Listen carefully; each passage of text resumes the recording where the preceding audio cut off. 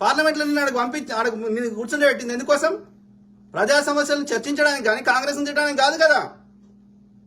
లుచ్చమోడి ప్రతి చర్య దేశం పేరులో సమర్థించబడాలి. ప్రతి దాన్ని ఏం చేసినా దేశం కోసం ధర్మం కోసం అని ప్రచారం చేయాలి. లేదంటే ప్రతి సమస్యని హిందూ ముస్లింగా తీసుకురావాలి. ప్రతి దాన్ని హిందూ ముస్లిం అని వక్రీకరించాలి. గలీజ్ నా కొడుకులు. మళ్ళీ విదేశాలకు పోతే అల్లల్లా ఉల్లల్లా అని చదువుతాడు. మళ్ళా చదువుతున్నాయి కదా ఆడు. మళ్ళీ నీకు కాంట్రాక్టులో నీకేదో పైసలు ఇచ్చేది. గాడిది కొడుకు. Aggressive media manipulation. మీడియా మొత్తం అమ్ముడు పోయింది. అందరి కంట్రోల్ పెట్టుకున్నాడు. లేకపోతే వాడిని బతకనియాడు కదా. వాడు ఆత్మహత్య సంపన్నను చంపుతాడు. లేకపోతే వాడు ఆత్మహత్య చేసుకునే పరిస్థితి తీసుకొస్తాడు. గౌరీ లంకేష్ని చంపిండు కదా. కుట్రలకు ప్లాటింగ్. అదే వాడు అధికారం కోసం ఎంత నీచానికైనా దిగజారుతాడు. ఎవడు ప్రశ్నిస్తే వాడిని యాంటీ నేషనల్ అంటాడు, దేశద్రోహుడు అంటాడు. అంటే వాడికి గులాంగిరి చేయాలి. వాడు జై ఆర్య బ్రాహ్మణుడు అంటే వాడు మంచోడు. నువ్వెంత దోసుకోరా అంటే ఏం కాదు. నా భార్యను నీ దగ్గర 3 రోజులు వంట పెడతా తీసుకోవరా అంటే ఏం కాదు, మంచోడు నేను. అట్లా వంట పెడతావరా అంటే నేను చెడ్డోని. లాండి కొడక. నువ్వు ఒక్కనే పూజారు ఎందుకు అవుతావురా? మేము కూడా కావచ్చు కదా. షాలోడు ఎందుకు కావద్దురా అంటే, సాకలోడు ఎందుకు కావద్దురా అంటే, అగో నువ్వు దేశద్రోహివి. అవు బ్రహ్మహత్య పాపకం అంటాడు. బ్రాహ్మణ్ని చంపితే పాపం అవుతుందంట, షాలోని చంపితే పాపం కాదంట. ఈ లంచ కొడుకు ఎవడరా ఇటు చెప్పినాడు? ఏ శాస్త్రం రాసిండ్రా? ఎవడు రాసిండ్రా శాస్త్రం? మీ అమ్మ నాయన కలిస్తేనే కదరా నువ్వు పుట్టినావు. మరి మా అమ్మ నాయన కలిస్తే నేను పుట్టినా కదా. నీ మీద ఎండ కొడుతుంది, నా మీద ఎండ కొడుతుంది కదా. మరి బాబాలోని చంపుతున్నావు పాపం అవుతుందని వాటి. షాలోని చంపితే పాపం కాదని వాటి, సాకలోని చంపితే పాపం కాదు, మంగళలోని చంపితే పాపం కాదని వాడుతుంది, మాదిగోని చంపితే పాపం కాదని వాడుతుంది. ఎట్లా ఏ శాస్త్రం రాసిండ్రా? ఎవడు రాసిండ్రా ఈ శాస్త్రం? లాండి కొడక. నీకు ఆకలి అవుతుంది, నాకు ఆకలి అవుతుంది. నీ రక్తం ఎర్రగుంది, నా రక్తం ఎర్రగుంది. No, this is not acceptable. Leader యొక్క స్థిరమైన దృశ్యమానత. ర్యాలీలు, నినాదాలు, చిహ్నాలు ఉపయోగించండి. పొద్దుగాల వేస్తే పిచ్చిలేపాలి, మతం పిచ్చిలేపాలి. గ్లోరియస్ గతాన్ని ఎంతసేపు చరిత్ర మీద బురదాలుడే. చరిత్రను ఎందుకురా? చరిత్ర ఉన్నది అది. నీకు ఇవ్వాలే డే టు డే సమస్యల గురించి మాట్లాడరా. నల్ల నీళ్ళు రాకపోతే దాని గురించి అడుగు. ఎంతసేపు చరిత్ర మీద ఎందుకురా బురదాలుడు? ఏమొస్తుందిరా చరిత్రను చదువుకుంటే? బీజేపీ ఎప్పుడన్నా డే టు డే సమస్యల గురించి ఏదైనా మాట్లాడతాడా వాడు? ఎంతసేపు కాంగ్రెస్ మీద, లేకపోతే ముస్లింల మీద, లేకపోతే చరిత్ర మీద బురదాలుడు తప్ప. అది కూడా నిజం చెప్పకుండా చెప్తా నా కొడుకు. పురుషుడు నాజీ గోబల్స్. మన దేశంలో అబద్ధ ప్రచారం మూలం RSS. చెప్తా నా కొడుకులు. ఆలోచించండి మిత్రులారా దయచేసి. ఓకే, దేశ ప్రజల మీద, పేదవాళ్ల మీద, బీజేపీకి ఓటు వేయని వారి మీద, ప్రతిపక్షాల మీద, ప్రశ్నించే వారి మీద CBI, ఈడీ, IT దాడులు చేసే, దుష్ప్రచారాలు చేసే, వారి క్యారెక్టర్ని అసాసినేట్ చేసే, వ్యక్తిగత జీవితాల్లో ఇబ్బందులకు గురి చేసే, ప్రజలనుకున్న ప్రభుత్వాలను కూల్చే, దేశ సంపదను దోచుకునే ఆర్య బ్రాహ్మణ మనువాద బీజేపీని బొందబెడదాం మిత్రులారా. మేలుకో భారతీయుడా, మేలుకో శూద్రుడా, మేలుకో. ఆలోచించండి మిత్రులారా దయచేసి. ఓకే, లేకపోతే మళ్ళా 3వసారి ఆ లుచ్చనా కొడుకు వస్తే, మోడీ లుచ్చనా కొడుకు. ఓకే, ఫస్ట్ వాడు చింపేసేది రాజ్యాంగం. తర్వాత వాడు పార్లమెంట్ ఓపెనింగ్ కి ఎవడు పిలిచినరో, ఒక సంసారం చేయలేనటువంటి వాళ్ళు, ఎందుకు సంసార జీవితానికి పనికిరానటువంటి వాళ్ళు, ఒక రెగ్యులర్ లైఫ్ లో తినలేని వారు, ఒక స్త్రీతో సహజీవనం చేయలేని వారు. ఓకే, ధరలు ఒక ఏదైనా వండుకొని తింటే కదా వాడికి తెలిసేది ధరలు ఎంత, పెట్రోల్ రేట్ ఎంత ఉంది. కూర్చున్న దగ్గర కూర్చుంటే వాడు ఏం సన్యాసి అని చెప్పుకొని కూర్చుంటే తెలియదు కదా. ఒక వస్తువు కొనుక్కొచ్చుకుంటే కదా దాని రేటు తెలిసేది, ఆ నొప్పి తెలిసేది. అవునా కదా? ఇక వాళ్ళు అవుతారు. యోగి అనేటోడు ఎందుకు పనికిరానోడు, మోడీ అనేటోడు దేనికి పనికిరానోడు. ఆ సన్యాసులు ఈ సాంసారిక జీవితంలోకి పనికిరానోళ్ళు మనకి ఇవాళ ఎట్లా బతకాలను నేర్పిస్తా అంటే ఎట్లా కలుస్తుంది? వాళ్ళు మంత్రులు అవుతారు. ఇవాళ పార్లమెంట్ ఓపెనింగ్కి వచ్చిన ఆ గాడిది కొడుకులు మంత్రులు అవుతారు 3వసారి వస్తాయి. మళ్ళా మనం మూతికి ఒక ముంత, ముడ్డికి ఒక చీపురు కట్టుకొని తిరిగే రోజులు వస్తాయి. ఆలోచించండి దయచేసి, ఆలోచించండి. ఓకే, గలీజ్ నా కొడుకులు ఏమంటున్నాడు? భాస్కర్ ఆదర్ల 2004-2014 వరకు కాంగ్రెస్ ఉండే ప్రతి పేదోనికి సొంతింటి కల నెరవేరింది. కానీ ఈ బీజేపీ ప్రభుత్వంలో ఒక్క ఇల్లు చూడలేదు. Correct brother? ఒక్క రంగం చెప్పండి బ్రదర్.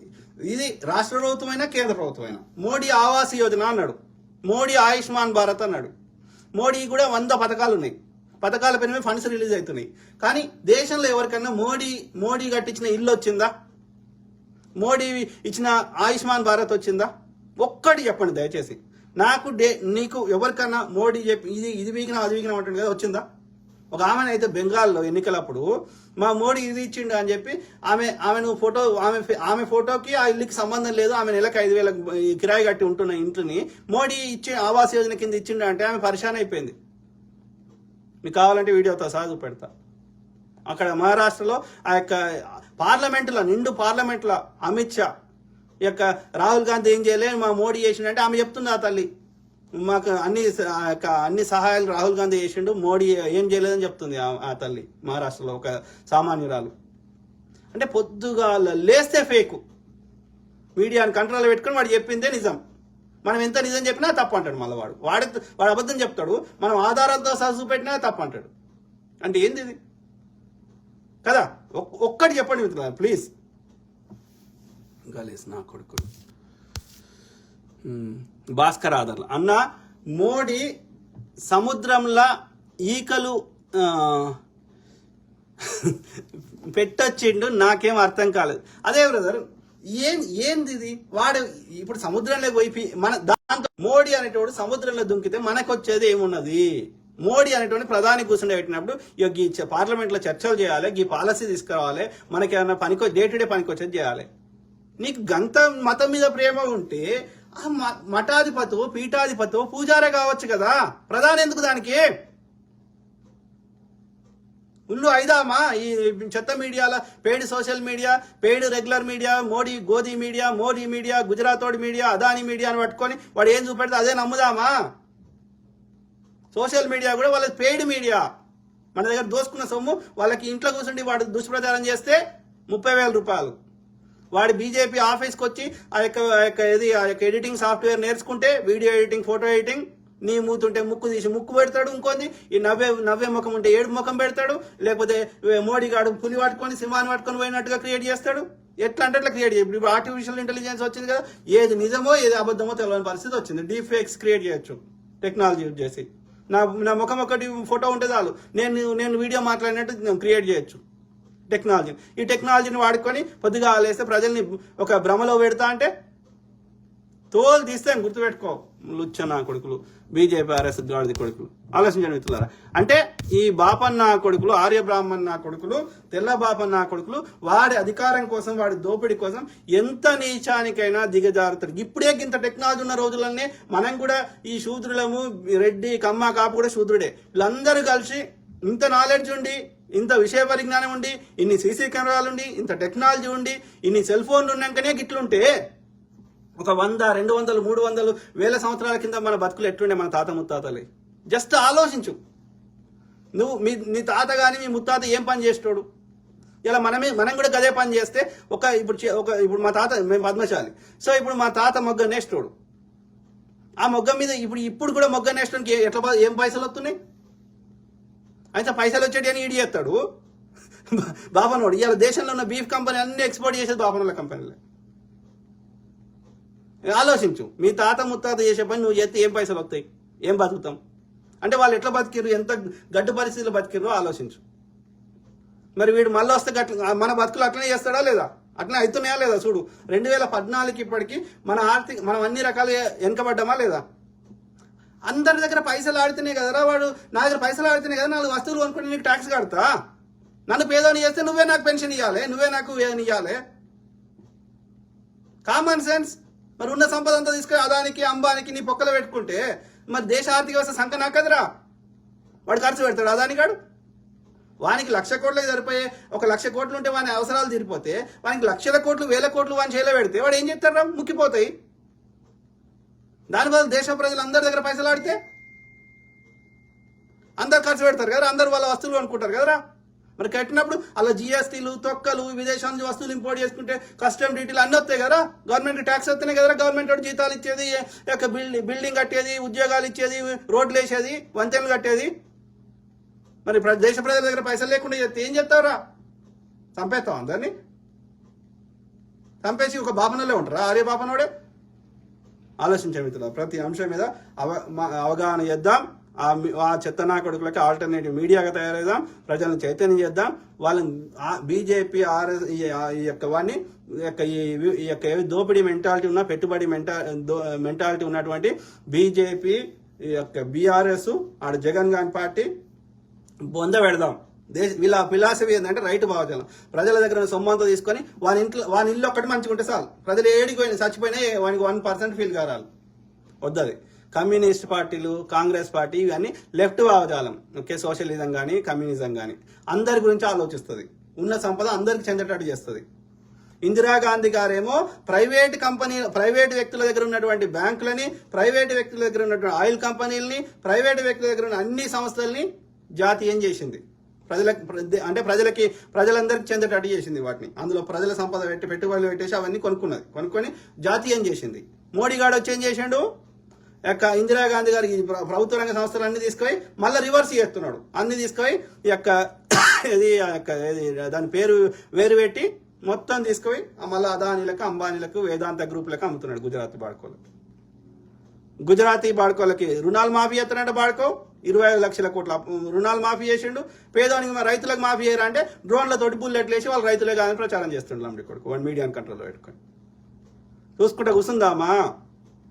ఉత్తరాదిలో ఎడ్డినా కొడుకులు, చదువుకోని వాళ్ళు ఎడ్డినా కొడుకులు ఉన్నారు, వాళ్ళని ఎడ్డినా కొడుకులు లెక్క చేస్తున్నారు. దక్షిణాదిలో బీజేపీ కూడా వస్తలేడు. ఇప్పుడు ఉత్తరాదిలో కూడా రాడు, చూడు వాడు ప్రచారం చేసుకున్నా రాడు. ఇప్పటికి కూడా వెస్ట్ బెంగాల్లో లేడు. ఓకే, అట్లా యూపీలో కూడా వానికి వచ్చిన పర్సెంటేజ్ తక్కువ. హర్యానా లేడు, హిమాచల్లో లేడు, జమ్మూ కాశ్మీర్ అది కేంద్రపాలిత ప్రాంతం. తీయండి. ఈ యొక్క బీహార్లో బీజేపీ బలమైన పార్టీ కాదు, ఆర్జేడీ ఉంది, నితీష్ కుమార్ ఉన్నది. నితీష్ కుమార్ మీద తీవ్ర వ్యతిరేకత ఉంది కాబట్టి ఆర్జేడీ వచ్చే అవకాశం ఉంది. అట్లా మీరు ప్రతి రాష్ట్రం చూడండి. ఢిల్లీలో లేడు వాడు, పంజాబ్లో లేడు వాడు, ఎడపాడైండు బీజేపీ. మొన్నటిదాకా ఛత్తీస్గఢ్లో, రాజస్థాన్లో లేడు, అడ్డదారులు వచ్చేటాడు, ఎడపాడైండు. మధ్యప్రదేశ్లో కూడా కాంగ్రెస్ బలంగా ఉంది.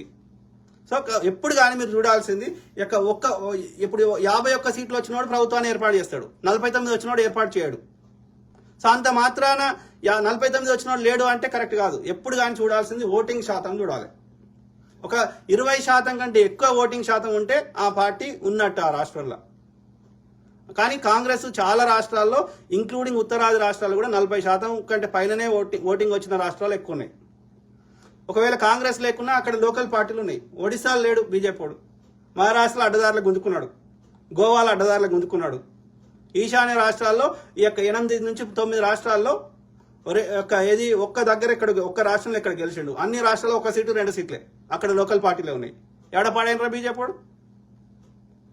ఎవడలేడు, మీడియాలో తప్ప. వాని పెయిడ్ సోషల్ మీడియా, రెగ్యులర్ మీడియాలో తప్ప గ్రౌండ్లో లేడాడు. ఇక దక్షిణాది పని అయిపోద్దు. కర్ణాటక, కేరళ, తమిళనాడు, ఈ యొక్క ఆంధ్రప్రదేశ్, తెలంగాణ, పుదుచ్చేరి ఏడలేడు పాడుకో. వాడు నీతులు చెప్తున్నాడు పొద్దుగా లేస్తే. చీరి సింతకు కడతాం, బండి సంజయ్ లంబడి కొడక గుర్తుపెట్టుకో. గ్రానైట్ వ్యాపారుల దగ్గర 1000 కోట్లు దోసుకొని లంబడి కొడక. నోట్ల లాలకెళ్ళిన కిషన్ రెడ్డి గాడు వాడు ప్రయాగాని, కుంభమేళాని జాతీయ పండుగలు చేస్తాడంట పాడుకో మోడీ గాడు. మా సమ్మక్క సారక్కని చేయరా అంటే వాళ్ళు దేవుళ్ళే కాదు, అది పండుగనే కాదంటాడు లంబడి కొడుకు. అంటే దేవుళ్ళల్లో కూడా శూద్ర దేవుళ్ళు, బ్రాహ్మణ దేవుళ్ళు ఉంటారా లంబడి కొడుక?